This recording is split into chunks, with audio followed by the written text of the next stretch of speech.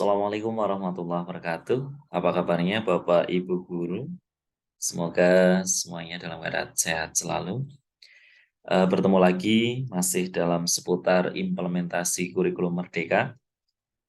Kali ini kami ingin bahas tentang materi aplikasi raport P5 atau raport proyek penguatan profil pelajar Pancasila. Sebelumnya rapor ini kami buat untuk kepentingan pribadi sebenarnya, sehingga apabila nanti bisa dimanfaatkan oleh teman-teman semuanya, sangat bersyukur sekali bisa berbagi untuk membantu teman-teman semuanya. Sebelumnya saya share screen dulu untuk rapotnya.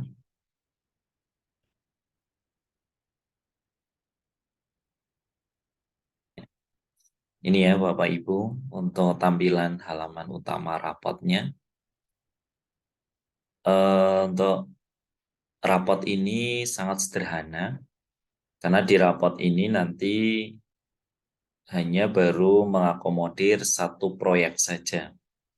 Di awal ini kami berusaha untuk mengimplementasikan proyek penguatan profil pelajar Pancasila di semester 1 ini baru satu proyek dulu. Sehingga nanti apabila ada ibu bapak yang membuat lebih dari satu proyek, sementara kalau menggunakan rapot ini dipisah rapotnya, proyek 1, kemudian nanti di copy untuk proyek yang kedua, nanti hasilnya tetap sama di rapotnya. Karena nanti ini sangat sederhana sekali. Untuk pertama kali,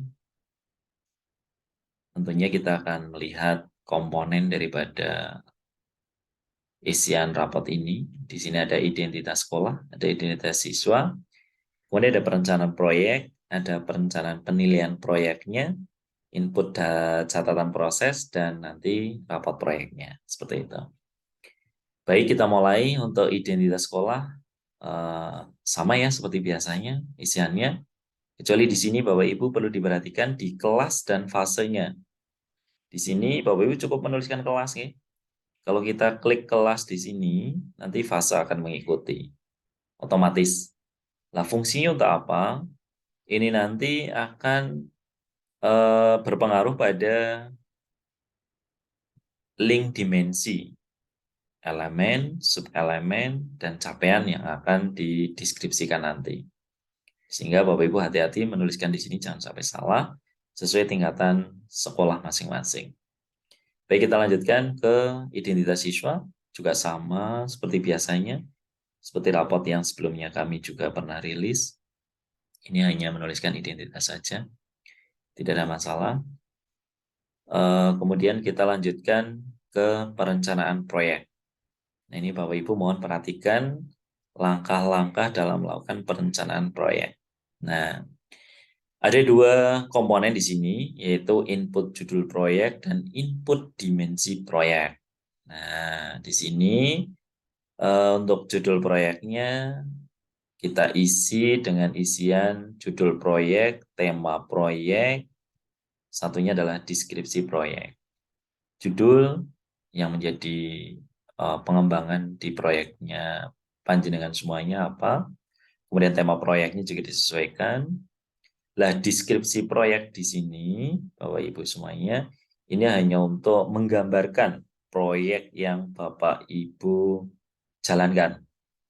Nah, bisa diisi di sana gambaran proyek secara ringkas, mungkin juga ada dimensi yang dikembangkan, ya.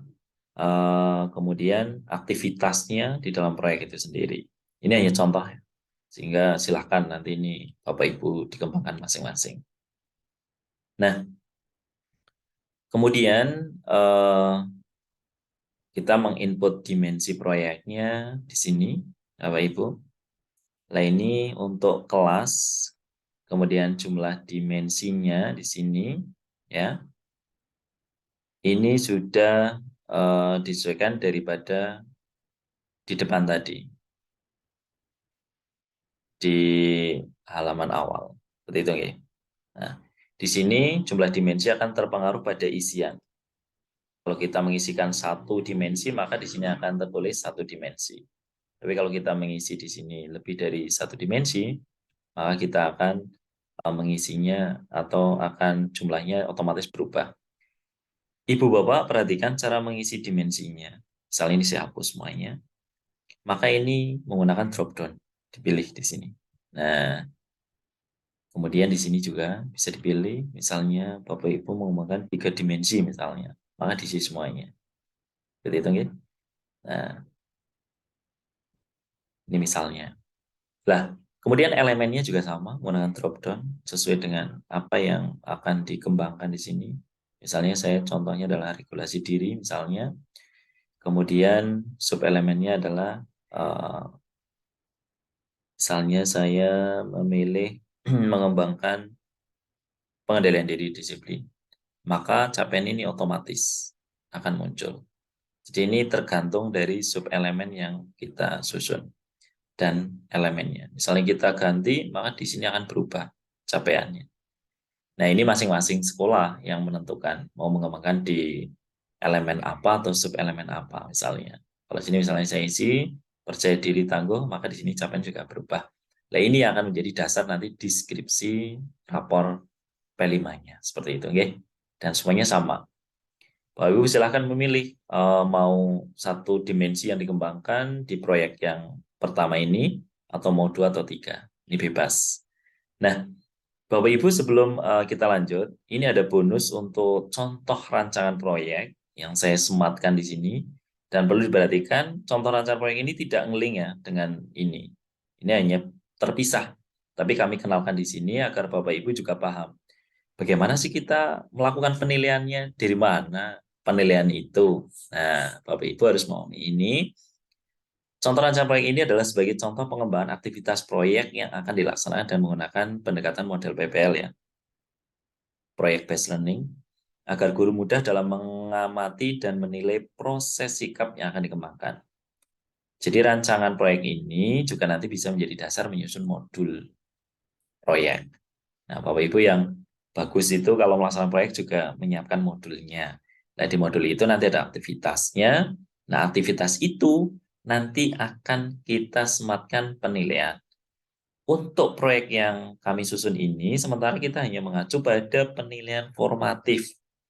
Ya, jadi saya belum melakukan penilaian sumatifnya untuk proyek ini, dan sementara kami hanya melakukan penilaian formatif saja. Bolehkah melakukan penilaian sumatif kalau menurut asesmen atau panduan yang untuk khusus proyek itu ada di sana, nanti dijelaskan lebih banyak. Bapak bisa membaca panduannya di sana. Nah, dimensi tadi yang kita input di sini, ini sudah sesuai dengan dokumen Kepala BSKP nomor 009 tahun 2022. Di sana ada dimensi profil pelajar Pancasila. Nah, ini dokumennya sudah diambil dari sana.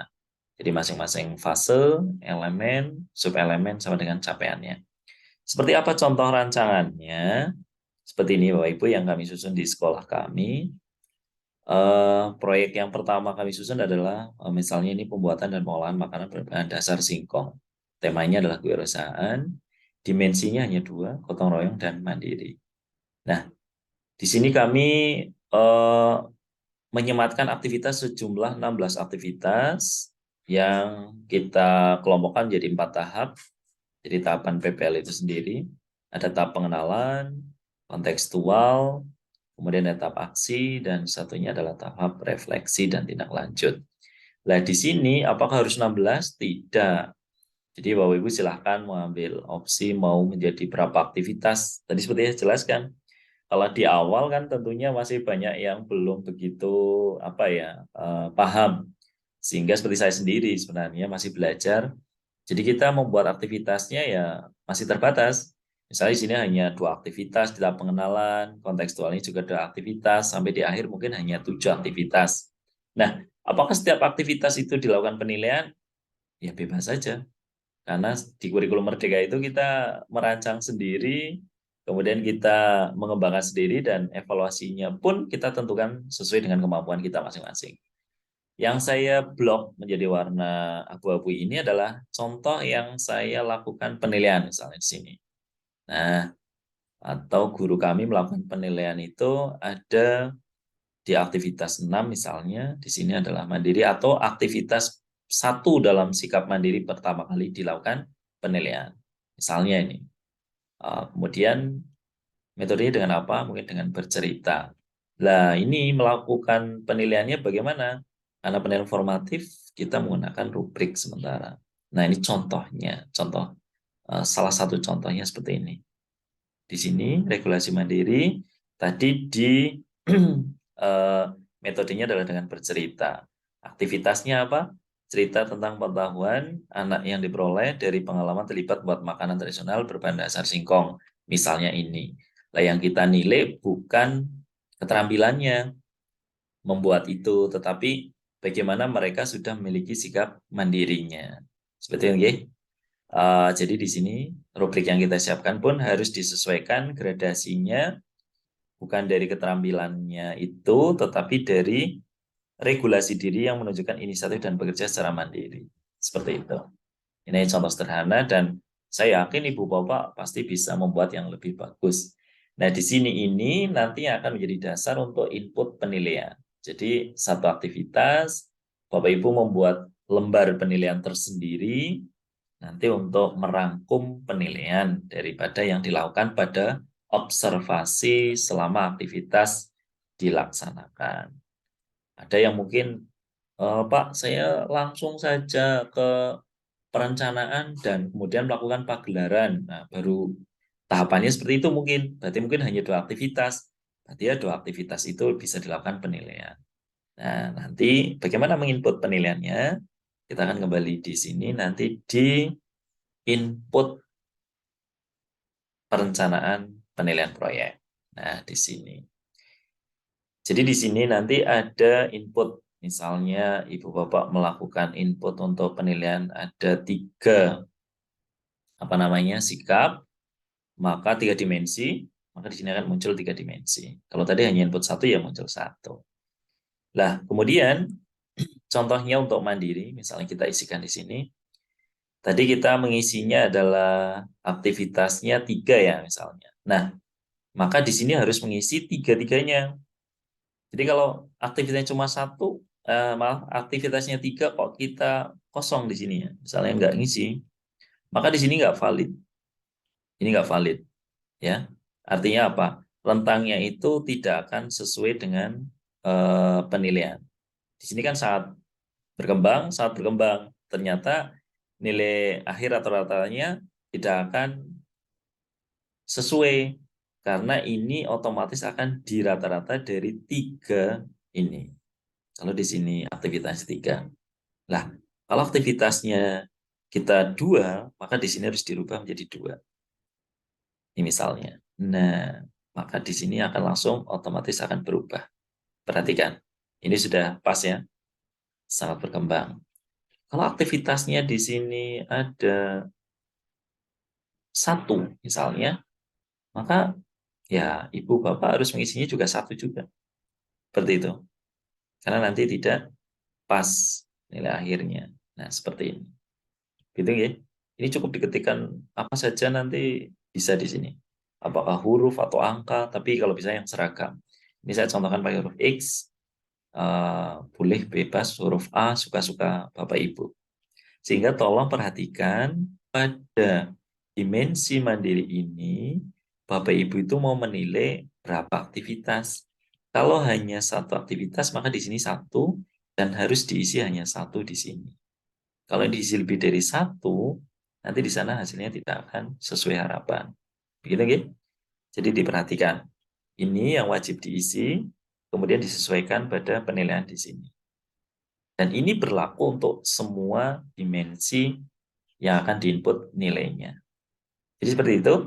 Jadi nyambung di rencana tadi, misalnya Bapak Ibu sudah melakukan penilaian aktivitas berapa, maka disalin di sini penilaiannya menggunakan rubrik tadi. Nah, di sini